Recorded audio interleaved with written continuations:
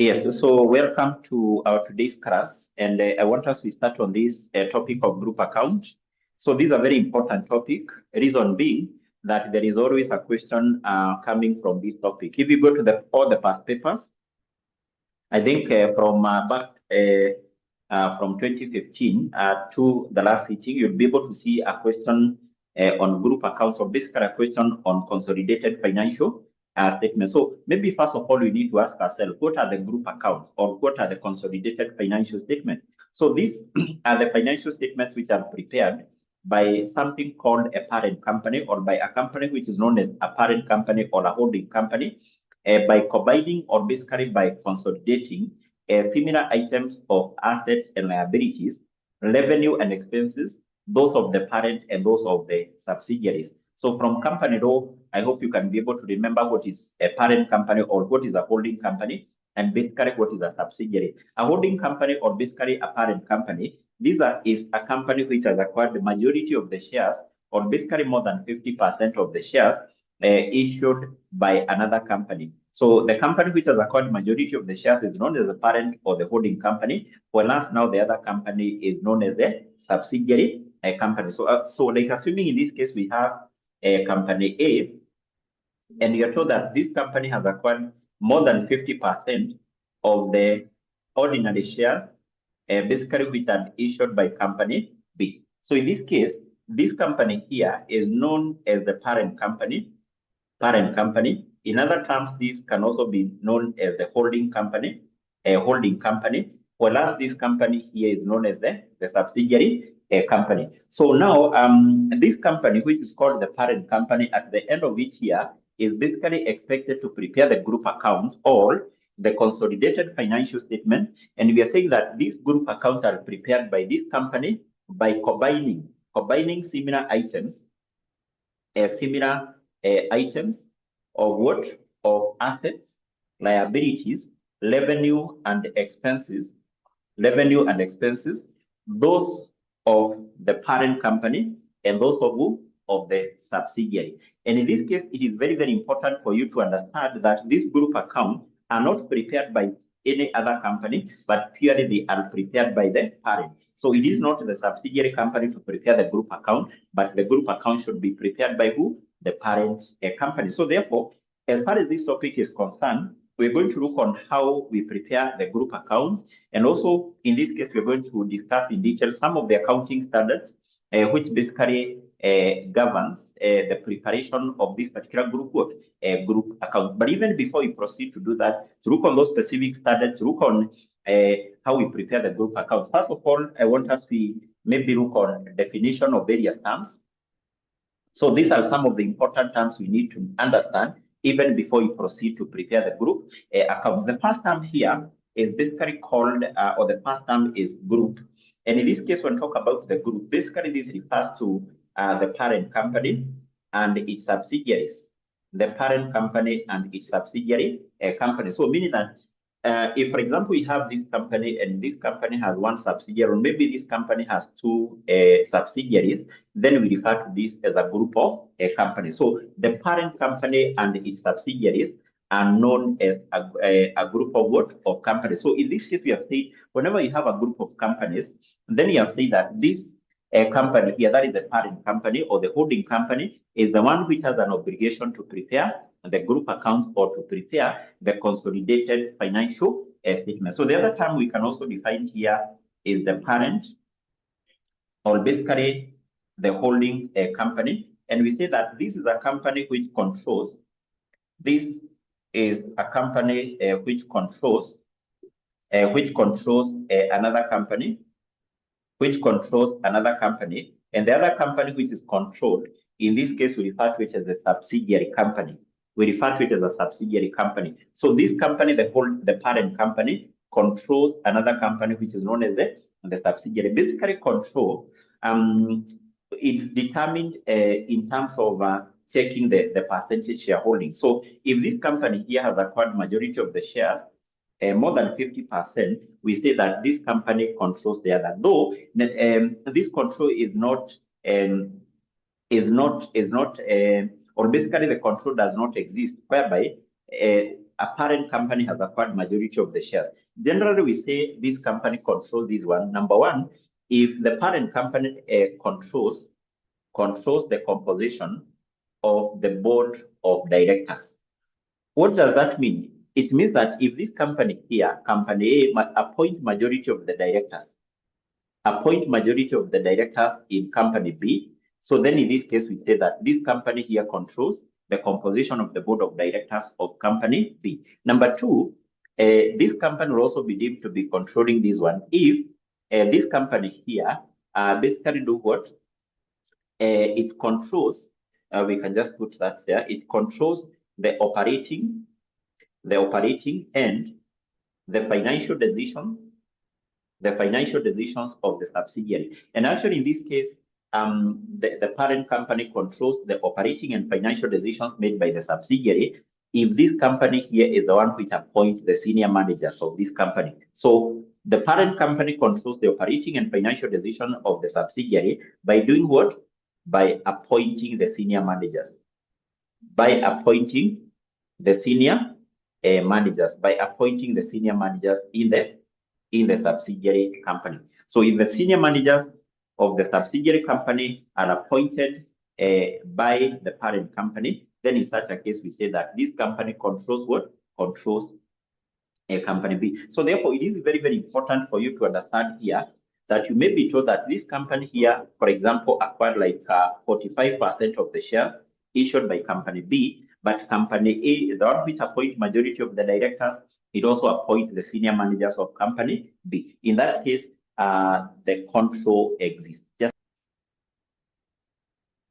Yes, so in this case, we continue. So what I've said is that if you are told company A maybe acquired like 45% or even 50% of the shares in B, then you also given information that company A is the one which appoints majority of the directors in company B. Company A is the one which appoints the senior managers of company B. It basically means that company A exercises control over company B. And therefore, company A will be the parent, company B will be what? The subsidiary. So the other term we also need to define here, number 3, is the term business combination.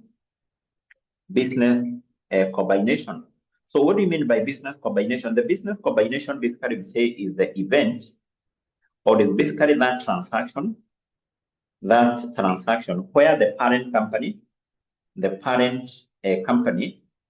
acquires control in the subsidiary company. That transaction where the parent company acquires the control in the subsidiary company, we refer to that transaction as a business combination. In other terms, we say company A has actually acquired company B. That transaction itself, we refer to it as a business what? A business combination. The other term we also need to understand here, which is number 4. Number 4 is something called non-controlling interest. Non-controlling interest, or basically NCI. And NCI, this refers to the shares issued by the subsidiary company, and not held by the parent. So these are basically the shares which are issued by the subsidiary company and not held by the parent company. Not held by the parent company. What does that mean?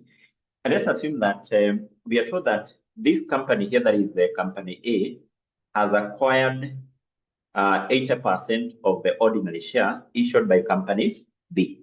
So it means that 20% of the shares issued by company B, 20% of the shares issued by company B, which is the subsidiary, they are not held by the parent company. The parent company only holds 80% of the shares issued by company B. And therefore, these 20% of the shares issued by the subsidiary, they are not held by the parent company. We refer to that portion of the shares as the non-controlling interest. So we say that these particular shares here are held by the minority shareholders. The minority shareholders are not in a position to control the operating and financial decisions of company B. They are not in a position to control the composition of the board of directors of company B. That's why we say they are stake. their interest in this particular company is what? Is a non-controlling interest. So these maybe are some of the terms you need to understand even before you proceed to look on how we prepare the group what? We prepare the group account. Then from there, we can proceed and look on some of the standards which are applicable in preparation of the group account. So we look on international accounting standards and also international financial reporting standards, which are applicable in the preparation of group account.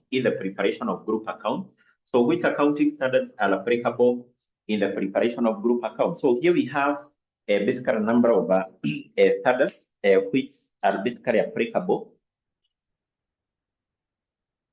So let's proceed. In this case, we have various international accounting standards, international financial reporting standards, which are applicable in the preparation of group accounts. So number one, we have international financial reporting standard number 3, and basically this deals with the business combination. Remember, in this case, we have defined a business combination as that transaction through which the parent company acquires the control over the subsidiary. We're going to look on what is the provision of this standard here as far as the business combination is concerned. The other standard which is also applicable in preparation of group accounts is IFRS 10, and basically this deals with how we prepare the consolidated financial statement, specifically whereby the parent company has made investment or has invested in a subsidiary company. How do we prepare group account? How do we prepare consolidated financial statements whereby the parent company has invested in a subsidiary? The other accounting standard which is also applicable here is the IFRS 11, and basically this deals with how we prepare the group account, whereby the parent company has entered in something called a joint arrangement. We will be able to discuss this later on. And then from there, we also have international accounting standard number 28, and basically this deals with how we prepare the consolidated financial statements, whereby the parent company has invested. The parent company has made investment in an associate, or basically joint venture. So these are basically some of the accounting standards which you're going to come across as far as this topic is what is concerned. I want us we start with the first standard here, IFRS 3. IFRS 3, which basically deals with the business combination. The business combination. So combination. Business combination. So how this particular goodwill should be computed? Should be what? Should be computed. So first of all, what do you mean by goodwill? Goodwill, basically, this is the difference between goodwill is the difference between the purchase consideration which was paid. The purchase consideration, in other terms, we refer to this as the cost of investment. The cost of investment and the fair value of net assets acquired. Fair value of net assets acquired. So the difference between the purchase consideration which was paid by the parent company in acquiring the subsidiary and the fair value of the net asset acquired, we refer to that as what? The goodwill. For example, in this case, we may be told that when the parent company was, or maybe company A, which is the parent company, acquired like 80% of the ordinary shares issued by company B, and this company paid automatically whenever a company is buying shares of another one, that company must pay for those shares. So the amount which is paid is what you refer as the purchase consideration or the cost of investment. Remember, our company is investing in acquiring a subsidiary. So that investment costed company A how much? We may be told that this company paid 100 million.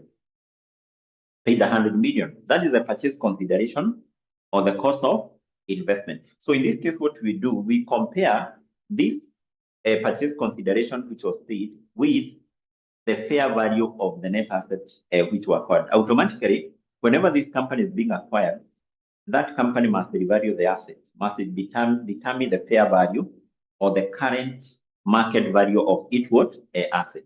So like in this case, assuming we are told that on the date this company was acquired, maybe it's net assets. The net asset of this company had a fair value of maybe 200 million. 200 million, 200 million, or let's just take this to be 100 million, 100 million. So to determine the goodwill, we are saying we take the purchase consideration which was paid. How much is that? Is 100 million. We less the fair value of the net asset acquired. In this case, we take the net asset of this company, which were 100 million, 100 million. But because our parent company acquired 80% of the shares in company B, the parent company didn't acquire all the shares of company B. The parent company also acquired shares acquired net asset equal to 80%. So therefore, the net asset acquired will be 80% of this, will be 80% of that. So the difference between 100 million and basically 80 million, which is 20 million, this one we say is the goodwill arising from what? Arising from business combination. The goodwill arising from the business what? A combination. So this particular goodwill basically is determined in accordance with IFRS 3. IFRS 3, basically we are saying this deals with or governs the aspect of business what? Combination. It requires that on the date of acquisition, on the date the parent company acquired the subsidiary, in this case, the parent company must determine